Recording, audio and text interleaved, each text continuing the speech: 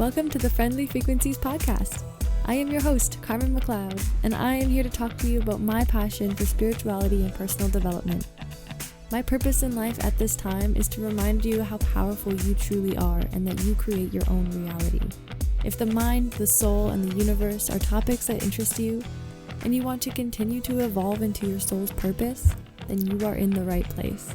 Thank you for joining me as I travel the world and record my journey through self-discovery.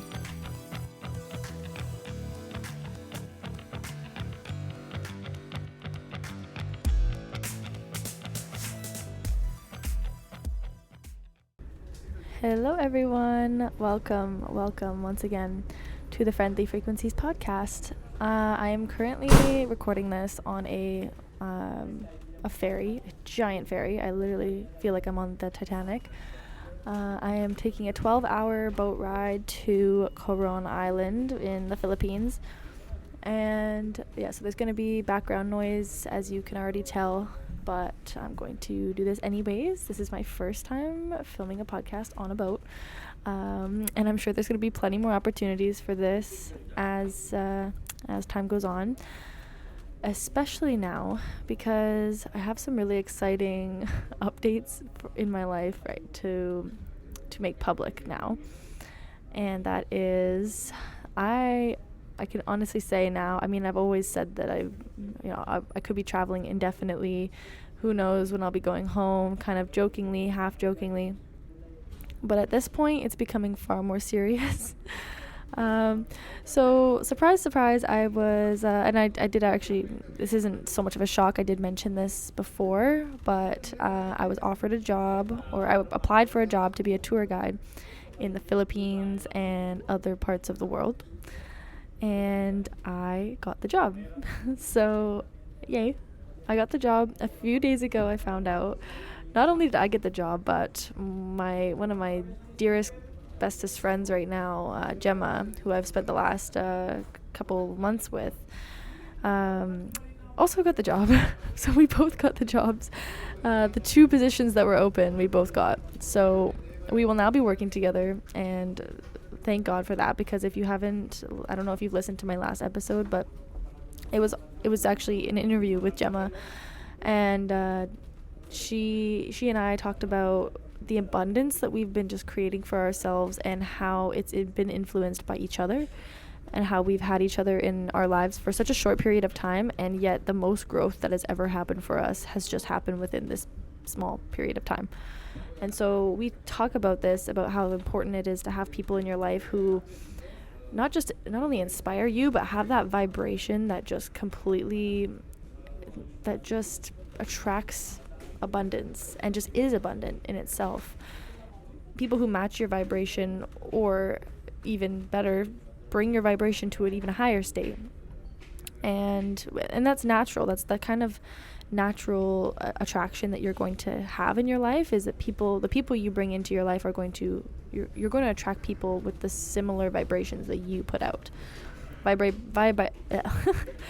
vibrations, I mean, what kind of energy do you have, and what is your mood like? What is your lifestyle like? What are your expectations? Or what is, all of these things can relate to your vibration. Expectations, interesting. I'm not sure how that one, but yeah, I feel like that wasn't the right word to use, but you get the point. So anyways, that's what we talked about last week, and it was so amazing to have her as my second interview. And now we're working together. We're coworkers. So this is just really amazing, because I get to be around her energy now for the long haul. It's not just going to be a horrifically sad goodbye. Now it doesn't have to even be goodbye. We're always going to be connected with this. And not only that, we have our first tour together, to be trained by a friend of ours, Simon, who got us the job essentially, and who is amazing. And so essentially the three of us are going to be traveling together as tour guides. He's going to train us, and this starts in about 2 weeks. So this is just not even close to unbelievable. This is totally believable, but like the fact that this stuff is believable in my life is just so amazing, because like it seems just like an ever-flowing pool of abundance just comes in every day. And it snowballs. Like this, it's all been snowballing ever since I started traveling. But the more open you are to new possibilities, the more those possibilities will open themselves to you. And so that's, I think, the key. That's the key for Gemma and I right now, is that we are so open to all possibilities, all things, all experiences. And we are just like taking every opportunity that comes our way, essentially. And that is what is bringing more, because the universe is like, hey, these girls are the real deal. They're picking up what I'm putting down. So let's give them some more. And so I'm here for it. I'm so excited. And so this is huge. This essentially changes the entire course of my life. This doesn't mean I'm going to be doing tour guiding forever, of course, but I mean, I still have different goals for my future. But this is for right now, and for the next few years, who knows how many years. I'm not planning really anything, essentially. But right now, this is such a perfect time for me, because, like I've mentioned before, I was clear about what I wanted. Vaguely, I want to change the world. I want to travel and change the world. That's just the two things that I want to do right now, and that I have a passion to continue doing the rest of my life, however that looks. So I was clear that this, and I've probably mentioned this a million times on the podcast, but I was clear about what I wanted, why I wanted it, and I was not attached to any particular how and how I was going to get there. Because in my mind, I thought that I just wanted to do podcasting, public speaking, and yes, I do want to do all of these things, but I did not, pardon me, the noise, but I was not attached to any way that would happen. I did expect that was in the back of my mind when I was making it, but all I know is that I want to travel and change the world. I don't know how that's going to look. And as soon as I became clear on that, seriously, you guys, as soon as I became clear on that, this job opportunity presented itself to me.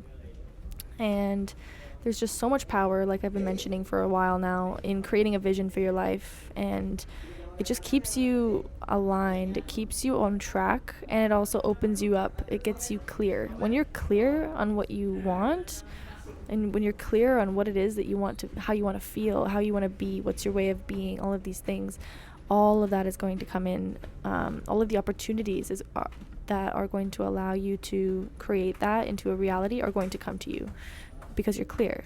And clarity, I swear, I made it my word of the year one year. My mom and I and my auntie would always do words of the year, and we would do little events like dream boarding events and like, what's your word of the year? And one of my words of the year a few years ago was clarity.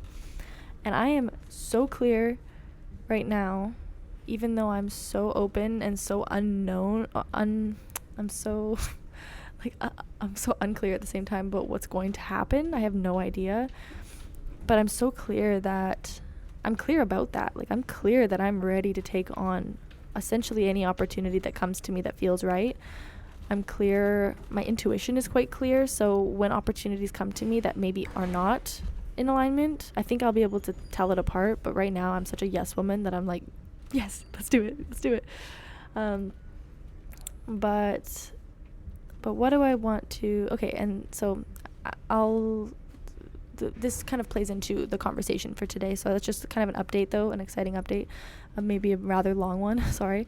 But the other update, or the other thing that I've just been doing for the last 3 weeks is, some of you know, I've been riding solo on a motorbike through the Philippines.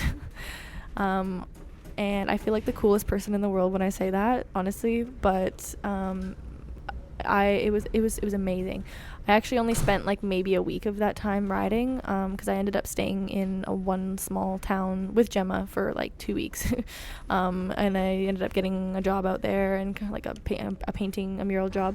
So it was not like a completely, not like I was riding the entire 3 weeks, but wow, okay, I just experienced so much freedom and joy, and like riding the highs of life to another level, because I just developed the most amazing passion for riding motorbikes after going to Vietnam. This was about 5 months ago. I was in Vietnam. Wow. And I did the Hai Jung Loop, which is a 4-day motorbike tour, and this is where I learned how to do ride semi-automatic motorbikes. And so I've had quite a lot of experience over the last, I don't even know how, 8 months or so of traveling with riding motorbikes. So I was comfortable doing this on my own. But I know people still kind of think I'm crazy, like, what, you're riding by yourself in the Philippines on a motorbike, what's wrong with you? but honestly, I felt completely safe. Okay, there are many times where I did not feel safe, okay, but I felt like very taken care of out here, and now I feel like I have such a deeper understanding of why people love the Philippines so much, and why people love Filipinos so much, because I felt so taken care of, like, all the time by everybody. And there were times where I was stopped on the side of the road just to, put a sweater on or something, and then I had somebody stop and just to make sure I was fine and that everything was okay. Anytime I needed directions, anybody would be able to help me, because the language barrier is not so much out here. A lot of people speak English, so just things like this, I felt so taken care of by the people, and I knew that if I ever was to get into a crash or anything was to happen, I knew somebody would be there to help me. The people out here really genuinely care to help others, and that's my experience. Compared to any other country, I've never experienced it like this. They don't want anything from you out here. They just want to help you, and they want to feed you and take care of you. And especially me being the adorable Canadian girl that I am, people just want to take care of me and want to make sure that I'm okay. And so that was really amazing. So that was my experience. It was not easy, okay? It was at times very difficult. I honestly thought I was going to die a few times. I had rough terrain for some portion of the trip. A lot of rocky, bumpy, muddy. The muddy parts are the worst because you can slip really easily on the bike, which I have. And I fell completely into a mud puddle, like a giant mud puddle that had like quicksand mud. So my motorbike was sinking in the mud. My entire body was covered in mud. All my things, everything, soaked in mud. And I had to go run and ask for help. And of course, first person I see, he comes and pulls my bike out of the mud, and gets all up in the mud. Like, he was completely soaked in mud too, doing this for me. But of course, no problem, no hesitation. So that really helped my, that helped me feel safe out there. And thank God, because considering I actually didn't have a map for a lot of this time, and I was channeling some serious energy of my grandma, because my grandma actually traveled the world just like I'm doing, as a nurse though.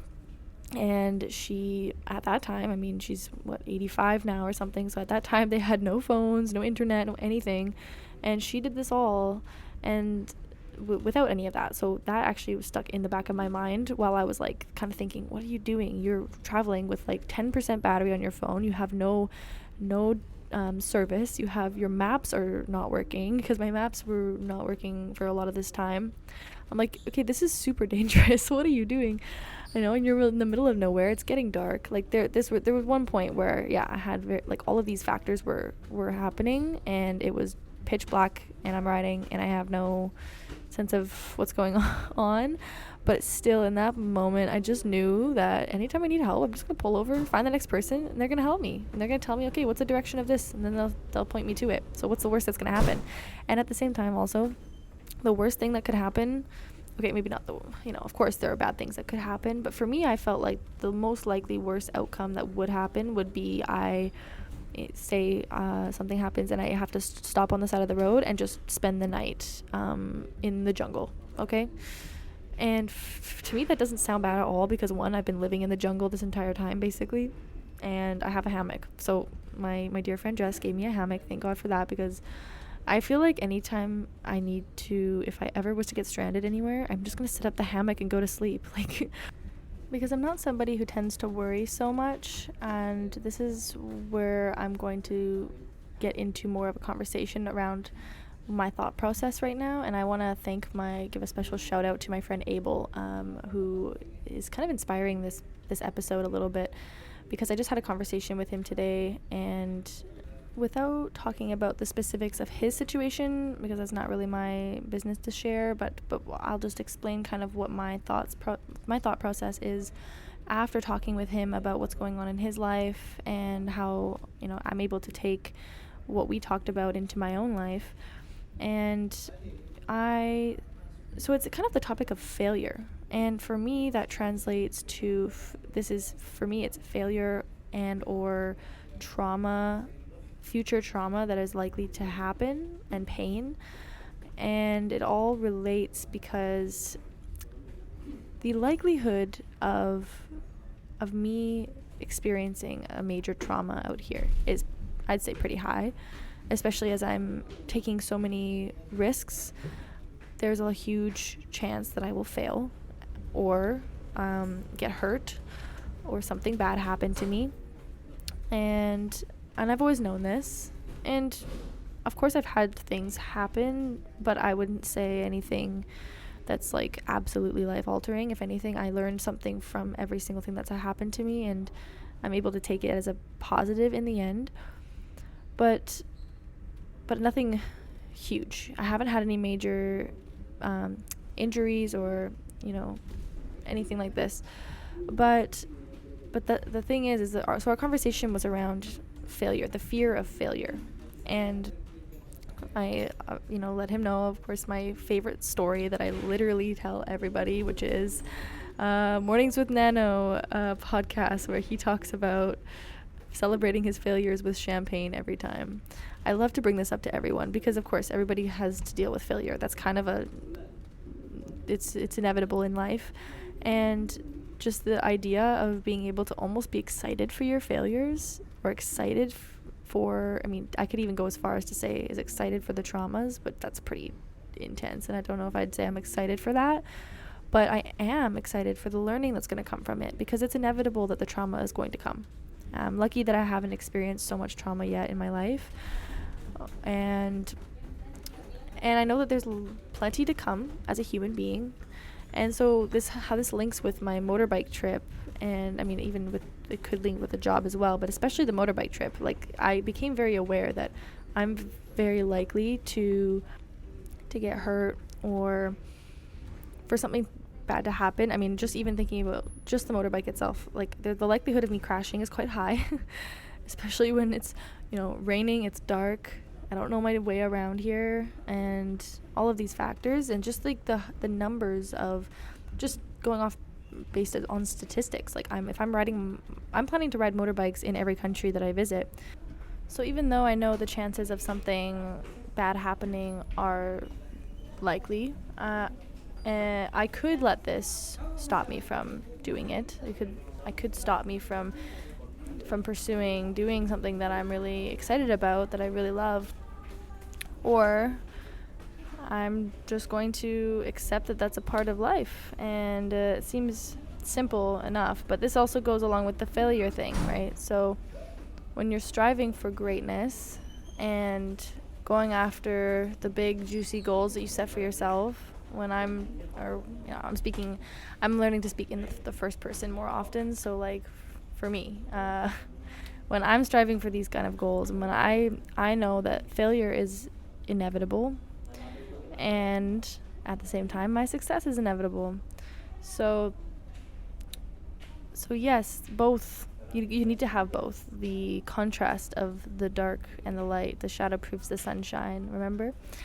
So this isn't going to stop me from riding my motorbike. It's honestly something that I'm excited for. Like, I'm not excited to crash. I'm not excited to fail when it comes to my career, but at the same time I am a little bit excited because I know what growth is going to come from that. And so far, my experience of life is the most beautiful transformations happen after the low points. And so right now I'm riding this wave, this really, really high wave in life where things just keep getting better and better and better. And I know at some point it's going to drop. It's going to have to. And it's not something I think about very often. And honestly, I hadn't really thought about it so much until my conversation today with Abel. But I just thought about it like, oh yeah, my success is inevitable, and that's always at the forefront of my mind, and my failure is also inevitable. The periods of failure, the periods of hardship are inevitable as well. And I don't think about those so often. And it was a nice reminder, because those are the points that really give life so much meaning. It's not even the highs that I experience. It's actually the low lows that really shape you and that shape me. And I'm almost excited for them. So what I'm going to learn throughout the hardships that come is going to be far more impactful than all of this high energy, all of this really, really good luck that if you want to call it that, that I'm having. It's going to be far more impactful than that. And so what I'm excited for Abel is to see him experience the same thing. I'm excited to see him fail in a way, because I know what's going to come from that. And it's because his success is just as inevitable as mine, just as inevitable as yours. And it really is all in the mind, the internal knowing that your success is inevitable, my success is inevitable. And then the failures can be scary, but they can't paralyze you if you're overcome with excitement instead. Because fear and excitement are very similar. Anxiety and excitement are like the same exact thing, just looked at in a different way. Just like earth can be heaven or it can be hell to certain people, depending on who's looking at it. It's all linked. I think another beautiful example of this topic is around relationships, and I've built some really beautiful relationships on my travels so far in every country, but right now I've made some new friends who I'm actually on my way to go see them. They're the people I'm taking this 12-hour ferry ride for. And these are the kind of relationships that when it comes to any type of relationship out here, they're not very long, but they're very, very impactful and meaningful and rich. And that's my experience. And so it's kind of like a really, really quality relationship versus like a quantity. There's not, it's like quality over quantity. I'm not going to be with these people for very long, maybe like a week in total, but the connections that I build with any of these people that I've become good friends with out here, I could even avoid them in total if I did not want to experience the pain of leaving them, because that's something that always is always there. I've had to say goodbye to people, and knowing that for many people, saying goodbye and knowing that I'll probably never see them again. Certain people saying goodbye and knowing that I will see them again, but not for many years, until I'm in their continent of the world. And some people who I have no idea. I say goodbye and I don't know what's going to happen, because we're all over the place. Whatever it is, the goodbye is really hard when the relationship is so meaningful. And I know that one of those goodbyes is about to happen for me soon. And I'm not worried about it, because the connection, the deep connection that makes it so hard to say goodbye, is 100% worth the goodbye itself. I would never avoid a connection like this just because I know that it's going to end one day, because that's okay. I think that's what makes the relationships so special, knowing that there's a time limit to them, and so we cherish each other so much more.